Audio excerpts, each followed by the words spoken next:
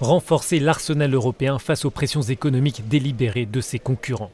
C'est le sens de la proposition présentée mercredi par la Commission européenne.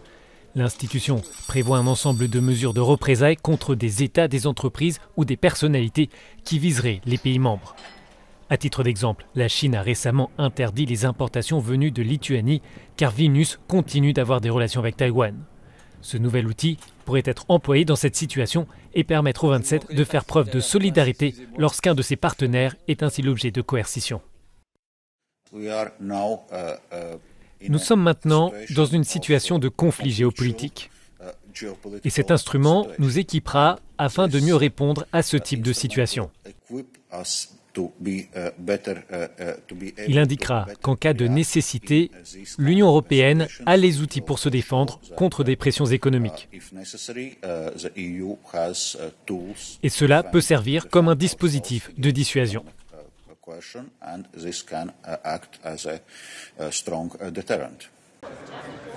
Les décisions de politique internationale et les sanctions sont difficiles à prendre à l'échelle européenne car elles nécessitent l'unanimité. Or, très souvent, chaque État membre cherche à préserver ses propres intérêts à l'égard de pays comme la Chine ou la Russie par exemple. S'il est approuvé, ce mécanisme permettra à l'Union de réagir rapidement. Quelle que soit l'action de l'Union par le biais de sanctions ou de mesures de représailles, ces initiatives sont compromises lorsque les États membres eux-mêmes agissent de façon contraire aux objectifs politiques collectifs.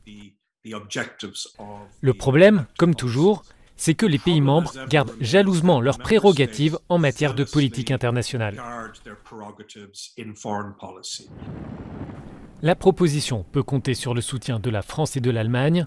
En revanche, la Suède et la République tchèque voient dans cet outil une menace pour les relations commerciales. Parmi les mesures de rétorsion, la Commission propose des taxes ou des quotas sur les importations.